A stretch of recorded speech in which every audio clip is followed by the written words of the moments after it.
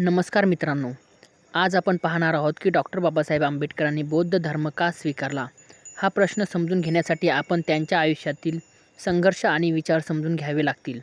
बाबासाहेब लहानपणापासूनच अस्पृश्यतेचा आणि जातीय भेदभावाचा अनुभव घेत होते. शाळेत पाणी प्यायला गेले तरी त्यांना अपमान सहन करावा लागायचा.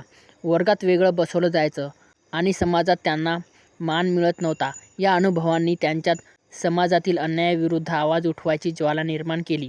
परदेशात शिक्षण घेऊन परतल्यावरही त्यांनी पाहिलं की भारतीय समाजातील वर्णव्यवस्था आणि मनुस्मृतीवर आधारित जातीभेद अजूनही टिकून आहेत. या व्यवस्थेत खालच्या जातींना माणूस मानले जात नाही. बाबासाहेब म्हणाले, "मी हिंदू म्हणून जन्मलो पण हिंदू म्हणून मरणार नाही." या विधानामागे त्यांचा विश्वास होता की केवळ धर्म बदलल्याशिवाय दलित समाजाला खरा समान अधिकार मिळणार नाही.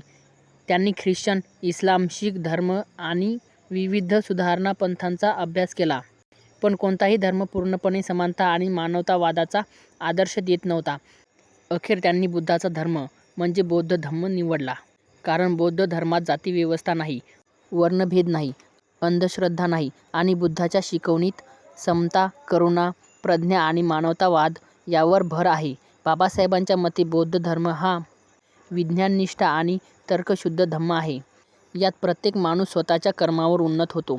जात किंवा वर्णावर आधारित भेदभाव नाही.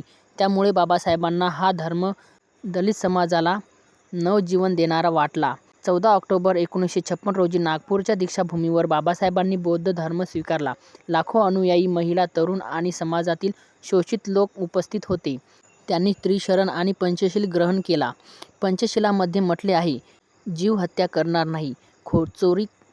हत्या करणार नाही, चोरी करणार नाही, खोटं बोलणार नाही, व्यभिचार टाळणार नाही आणि मादक द्रव्यांचा त्याग करणार.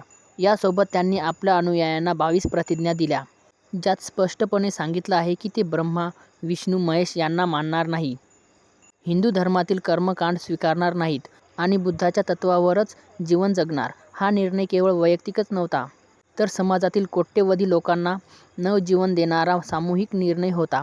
बाबासाहेब म्हणाले, बौद्ध धर्म हा केवळ धर्म नाही, तर जीवन जगण्याची पद्धत आहे. त्यांनी आपल्या समाजाला समानतेचा संदेश दिला. जात, वर्ण, अस्पृश्यता यांचा त्याग करून माणूस म्हणून जगण्याची संधी दिली. मित्रांनो, आजही या निर्णयातून आपण शिकतो की समाजातील अन्यायाविरुद्ध लढा, शिक्षण, संघटन आणि बुद्धाच्या तत्त्वावर आधारित जीवन हेच खरे बदल घडवू शकते.